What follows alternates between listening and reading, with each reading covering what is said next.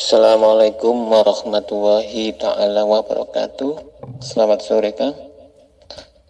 Maaf Kang, saya mau tanya. Ada satu ayat yang menerangkan tentang insan itu rahasiaku dan aku itu rahasia insan sendiri.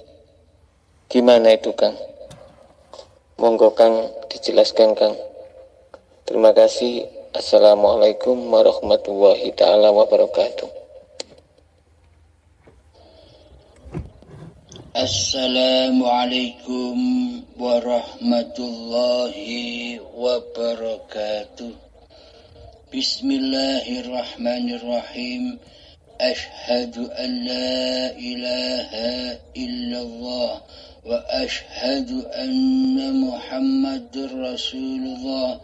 Allahumma salli ala Sayyidina Muhammad wa ala ali Sayyidina Muhammad. Rabbi shrah li sadri wa yassir li amri wahlul 'uqdatam min lisani yafqahu qawli. Amin. Bismillahirrahmanirrahim. Alhamdulillahi rabbil alamin. Pertanyaan Kang Uhwan dari Gresik. Mohon maaf baru kami balas malam ini. Bismillahirrahmanirrahim. Al-insanu sirri wa ana sirruhu wa sirri sifati wa sifati li ghairihi. Artinya, insan itu rahasiaku dan aku rahasia insan. Rahasia itu sifatku. Sifatku tiada lain adalah aku. Bismillahirrahmanirrahim. Ada ayat lagi. Muhammad, jangan kamu membahas tentang roh. Karena roh itu adalah rahasiaku. Selagi manusia masih erat kewujudan diri manusianya, selagi manusia masih wujud diri Muhammadnya, yakni kemanusiaannya, maka ia tidak akan pernah tahu siapa yang menghidupi dirinya. Maksudnya, mereka tahu, manusia sama-sama pada tahu bahwa aku ini hidup karena dihidupi Allah. Akan tetapi, kenyataannya di dalam hati kita selama ini tidak demikian. Karena yang merasa wujud dan yang merasa hidup selama ini adalah diri manusianya. Bagaimana mungkin hidup ini Allah? Bagaimana mungkin manusia beriman bahwa hidup ini Allah? Sementara Allah ditiadakan. Sementara Allah digoibkan di hati kita. Berarti yang wujud dan yang hidup di dalam hati kita kan diri manusianya, bukan Allah selama ini. Nah, itu yang dimaksud al-insanu sirri. Manusia itu adalah rahasiaku dan aku rahasia insan. Jadi manusia bila belum mengenal siapa hakikat diri sejati manusianya yang tak ada, yang tak hidup, yang tak kuasa, yang buta, yang tuli, yang bodoh, dan yang bisu, maka selamanya manusia akan tetap menjadi Tuhan, akan tetap menjadi Allah. Tapi anehnya manusia tidak merasa, tidak sadar bahwa dirinya selama ini berkedudukan sebagai Allah. Padahal semua sifat-sifat itu kan sifatnya Allah. Sementara yang mempunyai sifat wujud, hidup dan sebagainya kita tiadakan, kita goibkan keberadaannya selama ini. Nah, berarti yang ngaku jadi Allah kan kita selama ini, tapi kita tidak sadar. Inilah rahasia Allah. Maka kata Allah, ada sebagian manusia yang ditunjuki oleh Allah kepada jalan yang benar, dan ada pula manusia yang disesatkan oleh Allah. Rahasia lagi pada ayat ini. Bismillahirrahmanirrahim. Wa nahnu aqrabu ilaihi min hablil warid. Dan aku dan kami lebih dekat kepadamu daripada urat nadimu, daripada urat lehermu. Apa maknanya? Allah memang lebih dekat kepada kita semua daripada kita sendiri. Selagi urat leher, selagi urat nadi itu belum terputus, maka kita semua takkan bisa bertemu dengan yang lebih dekat dengan diri kita daripada kita sendiri. Maka dari itu, bila wujud dan hidup ini masih diakui sebagai wujud dan hidup manusianya, maka selamanya manusia akan buta kepada yang lebih dekat kepadanya, yakni Allah. Bila mata hati kita buta, meskipun dibungkus dengan amal ibadah yang sedemikian banyaknya, meskipun dibungkus dengan sholat, meskipun dibungkus dengan ibadah, meskipun dibungkus dengan puasa, akan tetapi selamanya seluruh sholat, ibadah dan puasa itu hanya untuk diri manusianya sendiri. Yakni semuanya diakui sebagai miliknya manusia. Yakni hati selalu berpraktek linafsi, milikku hamba. Karena yang jadi Tuhan hambanya, bukan Allah. Bila yang jadi Tuhan itu Allah di hati kita, pasti praktek hati akan berpulang kepada lillahi ta'ala. Bila Allah yang menjadi Tuhan kita, bila Allah yang mempergerakkan seluruh gerakan badan kita, bila Allah yang mensolatkan kita, bila Allah yang mengibadahkan kita, bila Allah yang mempuasakan kita, maka seluruhnya akan lillahi ta'ala. Bukan perbuatan manusianya, bukan aku manusianya yang bisa sholat, yang bisa ibadah, dan yang bisa puasa. Semuanya adalah Allah dan milik Allah di alam lillahi ta'ala. Maka dari itu, ketika urat nadi dan urat leher ini belum terputus, maka manusia selamanya akan berada di lembah kedustaan, di lembah anar, selalu panas hatinya, digodok oleh cinta dunia. Karena mata hatinya buta, picek, yang dipandang hanya dirinya sendiri dan dunia, maka diperbudaklah manusia itu oleh hawa nafsu iblis dan setan yang menaunginya. Karena iblis dan setan itu selalu menyesatkan manusia.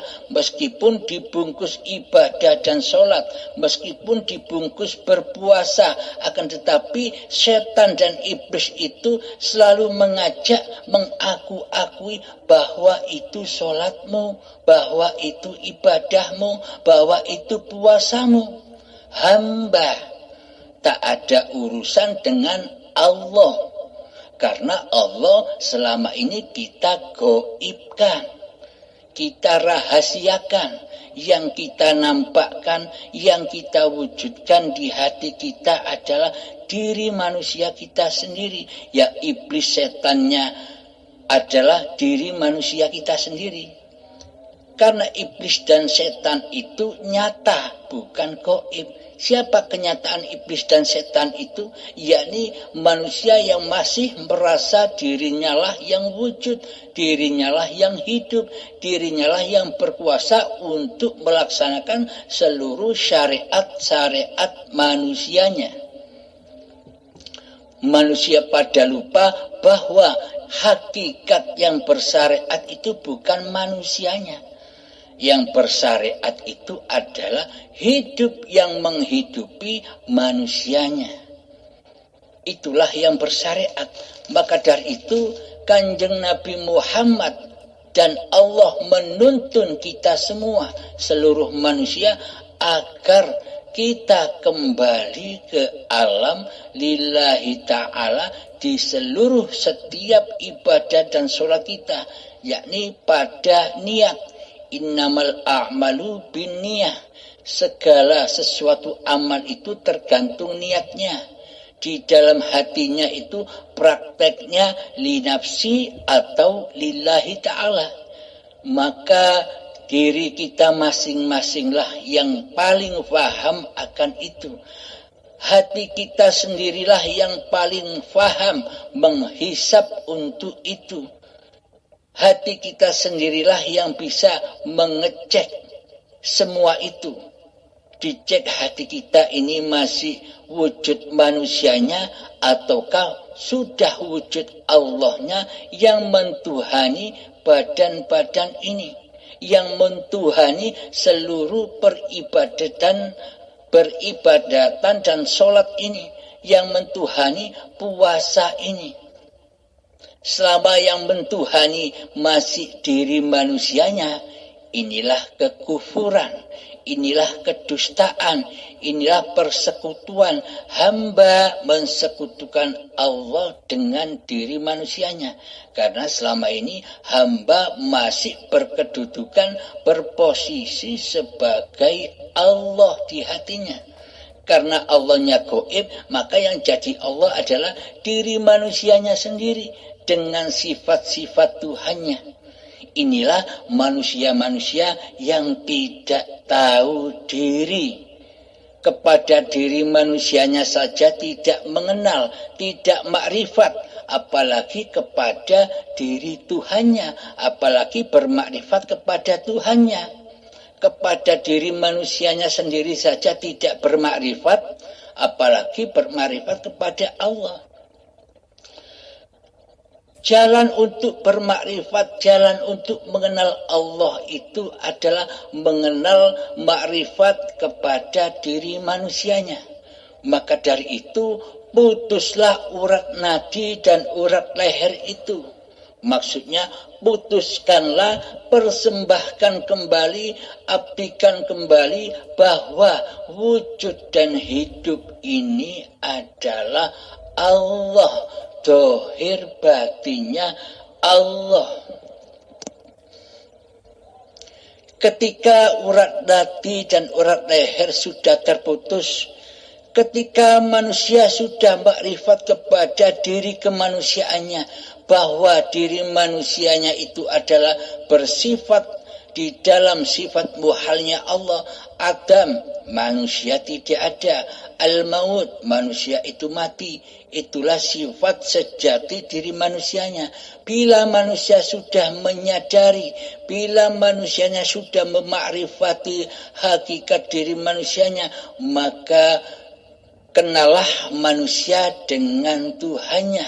Oh, berarti selama ini yang wujud hanya Allah. Oh, berarti selama ini yang hidup hanya Allah. Inilah manusia yang sudah makrifat kepada diri dan Tuhannya. Maka dari itu, ketika urat nadi ini masih kita akui sebagai kehidupan manusia kita, selamanya kita tak akan pernah tahu siapakah yang lebih dekat dari urat nadi kita, yakni Allah lah yang menghidupi manusia. Contoh lagi, wallahu khalaqakum wa ma ta'malun. Allah lah pencipta diri manusiamu, dan Allah lah pencipta apa-apa yang kamu perbuat. Selama ini manusia merasa dirinya yang berkuasa atas seluruh perbuatan badaniahnya. Inilah syariatun nas.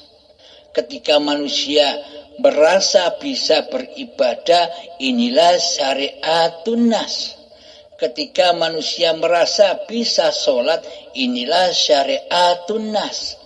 Ketika manusia masih merasa berkuasa untuk berpuasa Ramadan, inilah syariatun nas. Karena yang mentuhani atas seluruh syariat-syariat badannya masih dikuasai oleh kehidupan manusianya. Inilah semua amal inilah yang dikatakan oleh Allah amal yang fana, amal yang hancur lebur. Karena apa? Karena kiblatnya amal ini adalah kepada kewujudan diri manusianya lah yang merasa beramal. Yakni hati masih berpraktek linafsi, amalku hamba. Padahal di dalam sholat 5 waktu kita sering diingatkan oleh Allah. Selain dari niatan ibadah, yakni lillahi ta'ala, di sholat 5 waktu kita sering diingatkan, inna sholati wa nusuki wa mahyaya wa mamati lillahi rabbil alamin. Sesungguhnya sholatku, sesungguhnya ibadah-ibadahku, dan sesungguhnya hidup dan matiku adalah milik Allah, bukan milik manusianya. Bila kita masih merasa memiliki kehidupan ini, bila kita masih merasa menguasai, memiliki sholat-sholat yang kita kerjakan, bila kita merasa sebagai pemilik ibadah dan puasa yang kita kerjakan, inilah yang dimaksud amal yang fana. Amal yang hancur terbakar di dalam hawa nafsu manusia itu sendiri. Yakni teraku-akui oleh hambanya yang bisa mengerjakan semua itu. Karena selama ini manusia mensekutukan Allah dengan dirinya di hatinya. Dikira yang hidup itu manusianya, Allah itu mati. Dikira yang wujud itu manusianya, Allah gaib. Seluruh posisi Allah sudah diambil oleh manusianya selama ini. Inilah yang dimaksud manusia belum menyadari bahwa selama ini manusianya lah yang berposisi sebagai Allah di hatinya. Semua itu terjadi karena manusia belum bermakrifat kepada hakikat diri sejati manusianya. Tidak tahu dirinya sendiri. Maka dari itu al-insanu syirri, rahasia, wa anasiruhu, yang menjadi rahasia manusia adalah ya Allah itu sendiri. Ketika urat nadi sudah putus, maka dari itu syarat utama, syarat yang tidak bisa ditinggalkan untuk berjumpa Allah itu adalah lewat pintu kematian. Orang-orang yang sudah mati itulah yang sudah berjumpa dengan Tuhannya. Jika manusia kita masih erat kewujudan diri manusianya, jika manusia kita masih merasa hidup ini hidup manusianya, berarti manusia itu masih menjadi raja di bumi ini. Di bumi ini kita didatangkan oleh Allah sebagai khalifah, sebagai wakil, bukan sebagai ketua.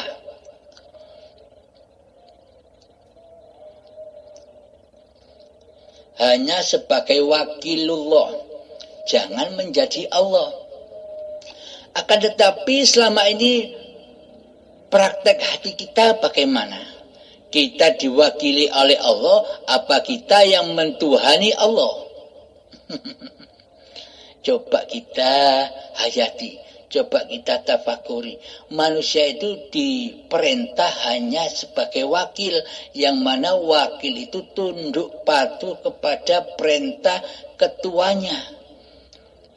Akan tetapi kebalikannya, manusianya menjadi ketua dan Allah disuruh menjadi wakil, malah Allah digoibkan di hati kita selama ini. Betul tidak? Nah, marilah kita sadari, marilah kita makrifati diri manusia ini.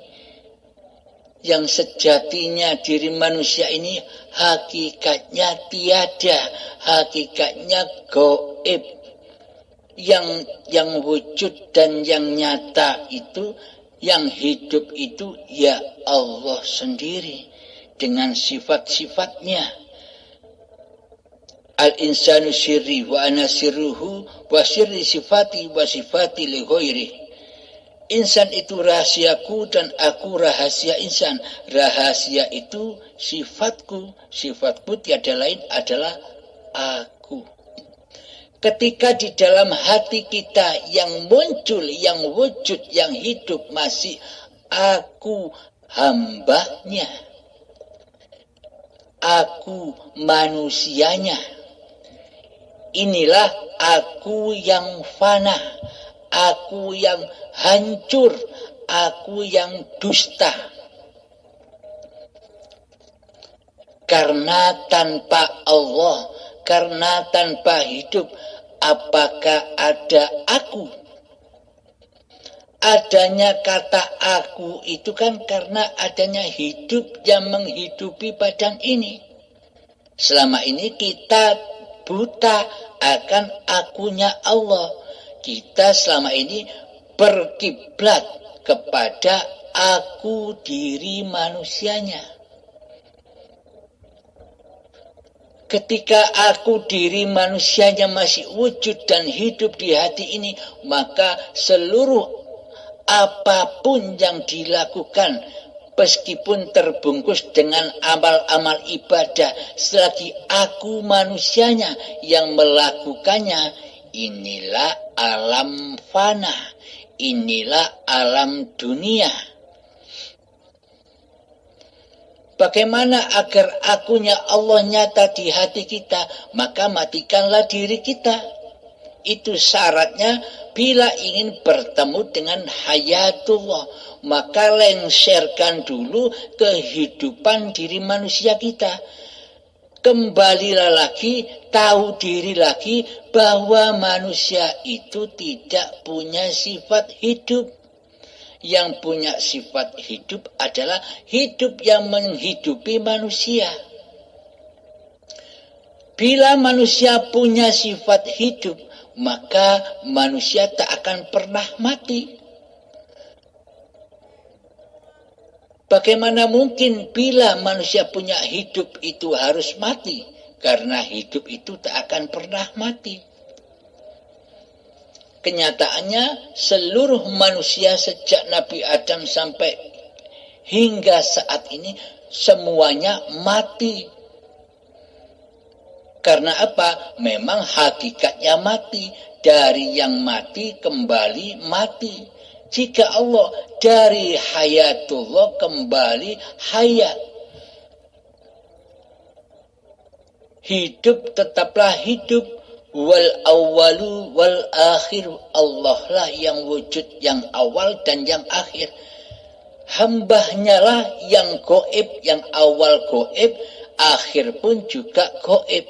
Saat inilah kayak-kayaknya seolah-olah manusia ini ada.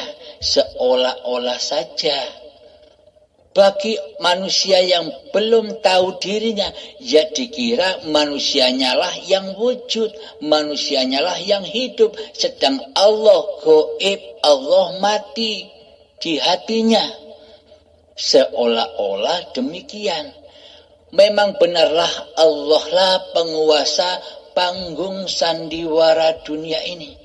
Bila kita menyadari bahwa yang ada di alam semesta ini hanya Allah, maka kita akan tahu filmnya kehidupan ini. Bahwa yang mengadakan pagelaran di dalam kehidupan kita ini hanyalah Allah. Bila kita sudah beriman kepada Allah bahwa seluruh keadaan apapun tidak akan terjadi kecuali dengan izin Allah, bila kita sudah menyadari hal itu, maka hati kita tak bakal tersiksa, tak bakal panas menghadapi seluruh keadaan apapun yang kita hadapi. Karena kita selama ini sudah menyadari bahwa diri manusia ini tidak hidup sendiri. Adanya diri manusia ini karena dihidupi, diperankan, diperjalankan oleh penciptanya. Sedang manusia hanyalah wakil-wakil Allah. Al-insanu sirri wa ana sirhu. Jadi dibalik wakil-wakil Allah itulah Allah. Bisa dipahami? Semoga saya dan kita semua dipahamkan oleh Allah. Maka dari itu, makrifatilah diri kita sendiri agar kita bisa bermakrifat kepada siapa Tuhan pencipta diri kita. Di dalam tafakur, di dalam duduk berzuhud, kita latih dengan penuh dengan kesabaran. Insya Allah, bila kita melatih dengan penuh kesabaran, Allah pasti akan membimbing kita semua. Bila hati kita ingin berjumpa Allah, apalagi Allah.